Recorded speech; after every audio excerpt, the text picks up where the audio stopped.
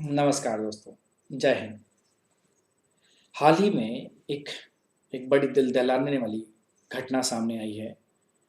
वो है इक्वेडोर के सांगे ज्वालामुखी में 2021 में 11 मार्च को एक विस्फोट हुआ और उसके आसमान में लगभग 8500 मीटर की ऊंचाई तक राख के बादल फैल गए। 5230 मीटर की ऊंचाई पर स्थित सांगे ज्वालामुखी दुनिया भर में सबसे अधिक सक्रिय ज्वालामुखियों में से एक है। वर्ष 1628 में ऐतिहासिक रूप से इस ज्वालामुखी में विस्फोट हुआ था। उसके बाद लास्ट विस्फोट जो 1934 में हुआ था, उसके बाद से लगातार यहाँ पर विस्फोट हो रहे हैं। या कह सकते हो 1934 का विस्फोट अभी तक चल रहा है। ज्वालामुखियों का इतिहास बड़ा इंटरेस्टिंग है। आपको एक कहानी बताता हूँ। करीबन हजारों वर्ष पहले की बात है कि इतालिया, जिसे इस समय इटली कहते हैं, के लोगों ने सुन रखा था कि उनके देश का विसुवियस पहाड़ किसी जमाने में फट पड़ा था और उससे आग निकली थी। लोग ऐसी बात सुनकर डर जरूर गए थे, पर यह कल्पना भी नहीं कर पाते थे कि वह फिर से आग उगल सकता है। उस घटना को हुए कई हजार साल बीत चुके थे। धूप ने, पाला ने, हवा ने, वर्षा से उस पहाड़ी का मुंह और ढाल अब हरियाली में कन्वर्ट हो गए थे। उस घटना के घाव भर चुके थे। चारों ओर धरती मुस्कुरा रही थी और नए नगर अब बस चुके थे। उनमें से प्रमुख नगर थे पंपाई और हरक्यूलेनियम। ये इतिहास प्रसिद्ध नगर हैं और उसी उसी ज्वालामुखी की तलहटी में विकसित हो रहे थे। तभी एक घटना हुई। 24 अगस्त सन 79 को दोपहर के समय में विसुवियस के मुंह से सफेद धुआं निकलने लगा। पृथ्वी का कंपन बढ़ा और जोर की गड़गड़ाहट के साथ विस्फोट हो गया। नगर के लोगों ने समझा कि संसार का अब अंत होने वाला है। राख, धूल और पत्थरों की वर्षा होने लगी। आकाश चारों ओर काले बादलों से भर गया और चारों तरफ भीषण अंधेरा छा गया। देखते देखते नगरों की इमारतें गिर गईं, जहां तहां आग लग गई, कई लोग मारे गए। बड़ी मुश्किल से पंपाई में 1/10 लोग ही बच पाए। पहाड़ की ओर से जो लावा आया, उसने पूरे नगर को ढक लिया। या कह सकते हो ये दोनों नगर पूरी तरह से उस समय बर्बाद हो गए उस लावे की वजह से। दोस्तों, ज्वालामुखी होता क्या है? ज्वालामुखी पृथ्वी की सतह पर एक ऐसा छेद या दरार है जिससे होकर पृथ्वी के अंदर का पिघला पदार्थ बाहर निकलता है। ये गैस के रूप में हो सकता है, भाप के रूप में हो सकता है, राख के रूप में भी बाहर निकल सकता है। पृथ्वी के अंदर का पिघला पदार्थ जो ज्वालामुखी से बाहर निकलता है, उसे हम लोग लावा कहते हैं। यह बहुत ही गर्म और लाल रंग का होता है। लावा जमकर ठोस और काला हो जाता है, जो बाद में जाकर ज्वालामुखी चट्टान के नाम से जाना जाता है, जैसे इग्नियस रॉक भी कहते हैं। लावा में इतनी अधिक गैस होती है कि वह एक ही बार में बाहर निकल जाती है। लावा में बुलबुले इन गैसों के निकलने के कारण उठते हैं। लावा का बनना बंद हो जाने पर कुछ समय तक भाप को देखा जा सकता है। पिघली चट्टान को ऊपर लाने में ये गैसें ही सहायक होती हैं। मगर यह जरूरी है कि भूमि की सतह पर कहीं कोई कमजोर परत मौजूद हो, जिसे तोड़कर या फाड़कर या छेद कर गैस लावा को ऊपर की ओर रास्ता बनाने में मदद करे। दोस्तों, अधिकतर ज्वालामुखी जहाँ पर भी फटते हैं, उसके साथ साथ भूकंप आना स्वाभाविक होता है। लेकिन बात उठती है कि ज्वालामुखी में विस्फोट होते क्यों हैं। अगर एक ज्योग्राफी वाले से पूछें, एक भूगोलवेत्ता से पूछें, तो वो बताएगा कि ज्वालामुखी पृथ्वी की सतह पर कुछ उगे हुए फोड़ों की तरह हैं, जैसे हमारे शरीर में फोड़े उगाते हैं वैसे। और ये वहीं फूटते हैं जहाँ पृथ्वी की सबसे कमजोर सतह होती है या जहाँ इन्हें कोई रास्ता मिल जाता है।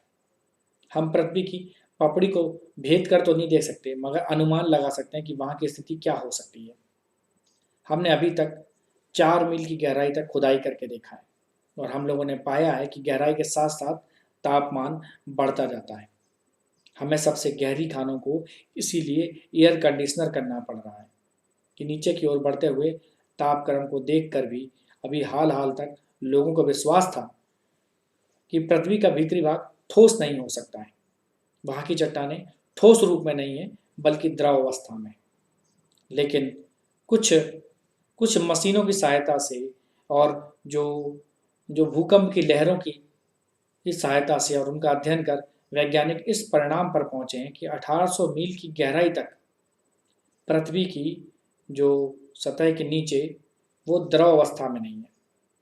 सच बात है कि पिघलने के लिए उन चट्टानों के पास जगह भी नहीं है।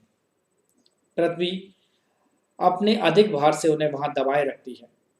पिघलने में चट्टानों को फैलना पड़ता है और ऊपर की अपेक्षाकृत ठंडी परतें उन्हें इतने जोर से दबाए रहती हैं कि वो फैल नहीं पाती। अतः पिघलने की सीमा तक गर्म होकर भी पिघलने में वो चट्टानें असमर्थ रहती हैं। मगर मगर लावा तो पृथ्वी के अंदर से निकली हुई पिघली चट्टानें ही हैं, और यह कहाँ से और कैसे ऊपर आ जाता है। आइए दोस्तों, यह संभव है कि कहीं कहीं किन्हीं कारणों से पृथ्वी की पपड़ी पर कुछ दबाव पड़ रहा हो या दबाव कम हो गया हो सकता है कि पपड़ी खिंचकर ऊपर उठ गई हो, इसलिए कि पृथ्वी धीरे धीरे ठंडी हो रही है, सिकुड़ रही है और इन लेयर्स के बीच में या रॉक्स के बीच में झुर्रियां पड़ रही हैं। ऐसा होने से दबाव कम होगा और कुछ नीचे की चट्टानों को फैलकर द्रव या लिक्विड में कन्वर्ट करने की जगह मिल जाएगी। यह भी संभव है कि ये जो सतह है, यहाँ के कुछ विशेष स्थान की चट्टानें विशेष रूप से गर्म हो गई हों, और कुछ सालों पहले हमने चट्टानों में रेडियो सक्रिय तत्वों का भी पता लगाया था। ये तत्व टूटकर दूसरे पदार्थों में बदल जाते हैं। हो सकता है कि इस परिवर्तन के चलते भी ये तापमान बढ़ाओ और लगातार तेजी से निकलते इस ताप से किसी स्थान विशेष की चट्टानें बहुत गर्म होकर पिघल सकती हैं और ऊपर की ठोस सतह को फाड़कर बाहर निकल सकती हैं। इतना कहकर भी हम यह निश्चित रूप से नहीं कह सकते कि इन शक्तियों के कारण ज्वालामुखी विस्फोट हुआ करता है। पृथ्वी के भीतर पिघली हुई चट्टानों के कोष को मैग्मा कहा जाता है। इसकी तुलना बोतल में भरे हुए सोडा वाटर से की जा सकती है कि जैसे ही सोडा वाटर की बोतल की काक खुलती है, वैसे ही सोडा वाटर मुंह की तरफ दौड़ता है। उसी तरह जो कमजोर भूपटल है उसको पाकर गैस लावा ऊपर की ओर दौड़ पड़ता है और जहां तहां अपना रास्ता बना ही लेता है। तेजी से आने के कारण जोड़ों का विस्फोट भी होता है और धरती को कपा भी देता है। वहां की चट्टानें टूट टूट कर चारों ओर बिखर जाती हैं। धूल, वाष्प और अन्य गैसों के बादल वहां पर छा जाते हैं और फिर लावा बाहर निकलता है। लावा के बहने और जमने के अलग एक फ्यूनल के आकार का एक पर्वत बन जाता है और उसके मुंह पर एक गड्ढा हो जाता है जिसे हम लोग क्रेटर कहते हैं, जिसे उसका मुंह या क्रेटर कहते हैं। अगर सामान्य प्रकार से देखें तो ज्वालामुखी को कई भागों में वर्गीकृत किया जाता है। जैसे एक्टिव हो सकते हैं, वो डोरमेंट हो सकते हैं या फिर एक्सटिंक्ट फॉर्म में भी मिल सकते हैं। सक्रिय जो परमानेंटली ब्लास्ट होता रहता है, जहाँ पर डोरमेंट सुसुप्त हैं, कभी कभार वो जागते हैं। और एक्सटिंक्ट ऐसे ज्वालामुखी जो पूरी तरह से डेथ हो चुकी है जिनकी। सक्रिय ज्वालामुखी वे हैं जिनसे समय समय पर या जिनमें समय समय पर विस्फोट हो जाया करते हैं, अर्थात जिनसे लावा, गैस, वाष्प आदि निकलते रहते हैं। संसार में अभी रिसेंट डेटा के अनुसार देखें तो इनकी संख्या लगभग 1500 है। ये हर जगह मिलते भी नहीं हैं। भारत में अंडमान निकोबार के बैरन आइसलैंड में एक सक्रिय ज्वालामुखी है। संसार में ये कई जगहों पर आपको मिलेंगे, जैसे हवाई द्वीप में भी हैं। हवाई द्वीप का जो ज्वालामुखी है वो मोना लुआ, सिसिली में एटना है, स्ट्रोम्बोली है। ऐसे कई सारे ज्वालामुखी हैं जो सक्रिय ज्वालामुखी माने जाते हैं।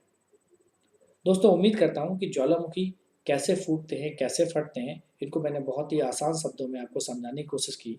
ये आपको ज़रूर समझ में आया होगा।